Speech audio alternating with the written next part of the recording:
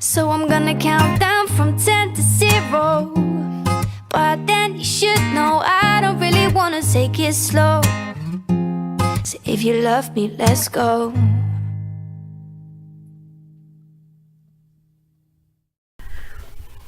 Hey everyone, it's Talika and I am back with another video, and today we are going to talk about 10 things that you should not do when you have polycystic ovarian syndrome, Pcos or PCOS for you.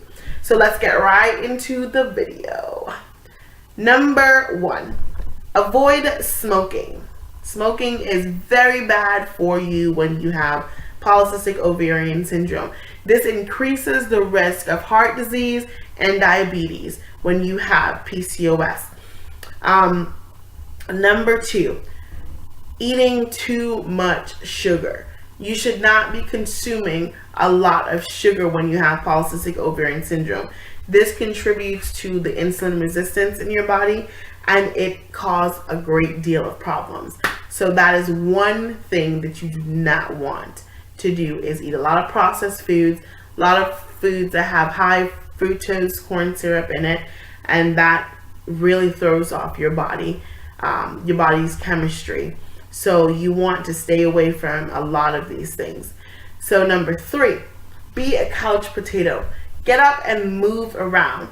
5 minutes of walking, 10 minutes of walking can do a lot of difference within your body. So you need to get up off the couch, turn the TV off, get off the phone, get outside and enjoy nature. I know that I like to because I love the scenery in my backyard. I have mountains and I love that. So get out there and enjoy the scenery.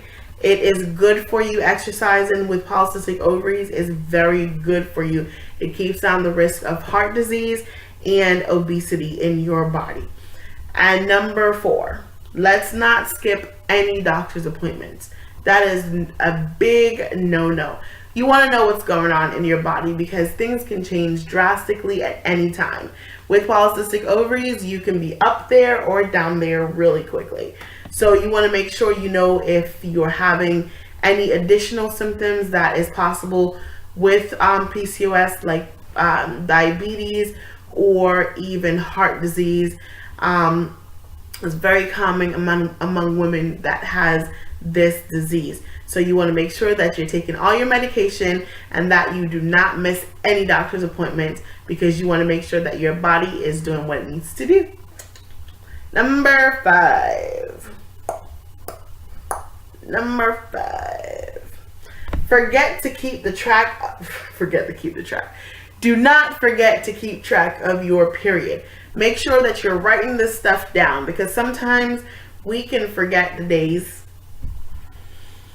I know I do. Forget the days that it starts, the day that it ends, and it's very important that you know if you are regular or irregular so that you can bring this up at your next doctor's appointment, and so your doctor is able to give you suggestions on things to do. If you're eating right and exercising, you might not have much of a problem with that, but you might, because a lot of women with polycystic ovaries do.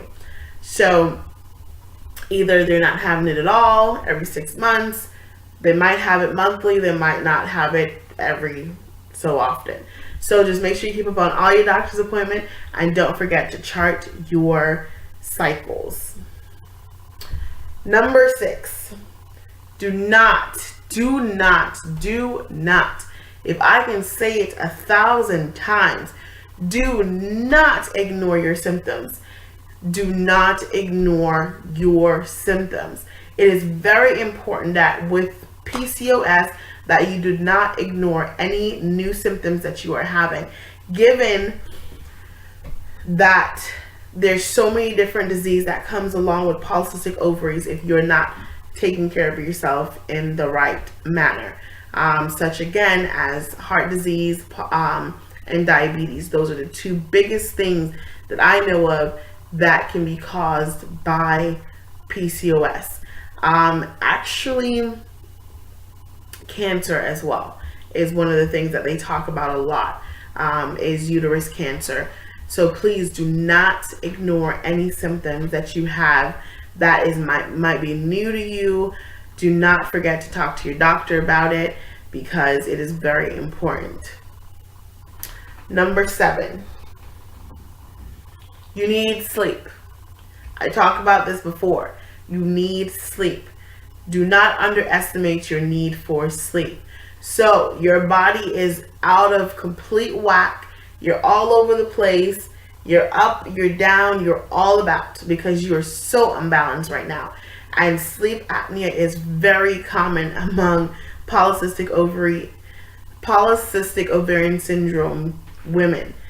Sleep apnea is very, very common. So do not underestimate the time that you're going to get to bed because you need your sleep.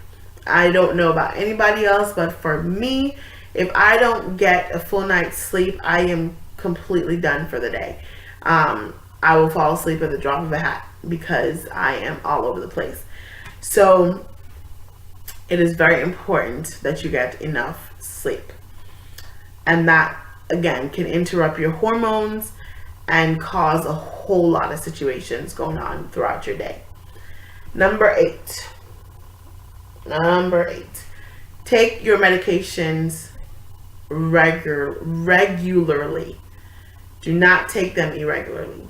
And I need to follow that number 8 step because I am very bad when it comes on taking my medication. But you want to make sure that if you're on birth control, you're taking it the right way because it is prescribed for a reason. If you are on metformin, that you're taking it the right way because it is very dangerous for you not to be consistent on your meds.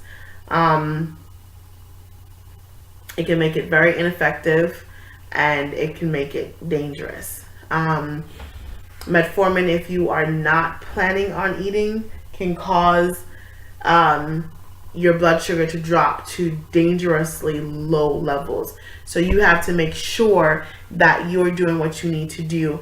I normally, before I take my metformin, I check my blood sugar levels because if I'm not planning on eating at that particular time, I have to make sure I know where my levels are, because if I'm too low and take metformin, I can drop to a very dangerous level, and I do not want that for myself. So I normally check my blood sugar, and if I wake up at normal levels, I do not take it, and that is just me. I'm not telling you not to do that. I'm not a doctor. I'm not a nurse, so I will not tell you not to. But this is just what I do because I'm usually pretty normal. So I try to see what my body needs at that point in time. Number 9, do not ignore the symptoms of depression. And that is very common again, that is a very common thing with women with PCOS is depression. Depression and anxiety is very, very common among women with PCOS.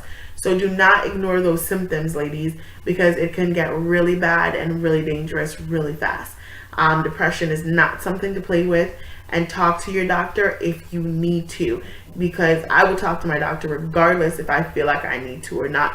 At least someone is aware of what I'm feeling and where I am. So you're more likely to have this issue because of the polycystic ovaries. Number 10, keep it to yourself. Do not keep this situation to yourself. PCOS can be challenging, and having a good support system is very good for you.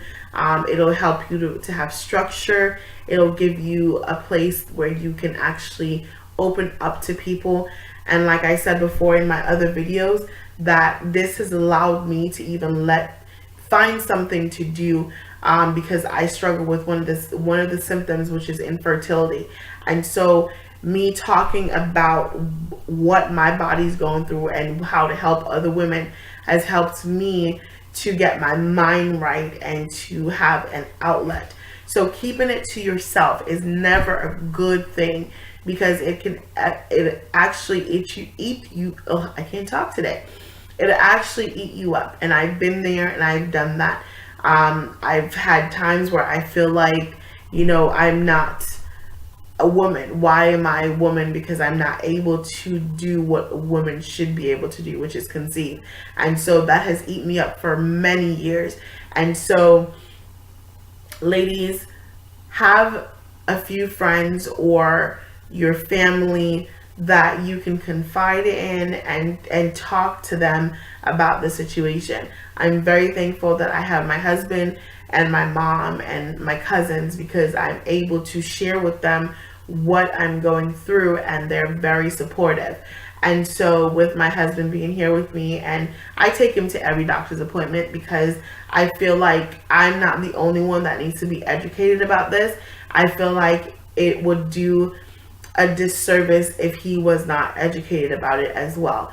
So instead of me researching and just showing him things just through research, I will actually take him to my doctor's appointments, and the doctor can actually talk to him about what I'm going through as well.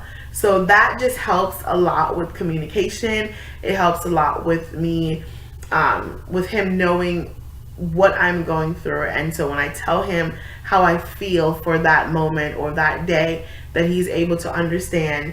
And like I said before, we just get out and do whatever.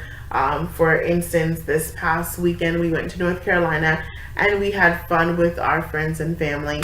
I had a really hard time leaving, but you know, I'm very close knit with my family, very, very close knit. So it was very important for me to be there for my nephew's graduation. I'm so proud of him. And so it was a very good trip. I had a good time, great laughs, great memories. And so, you know, just get out and do something. Everything will be fine. Just take care of your body and get yourself up and moving. And you guys have a great day. Please like and subscribe, share it with your friends, and I will talk to you in the next video. And go ahead and comment below and let me know what you want to see, or if you have any questions.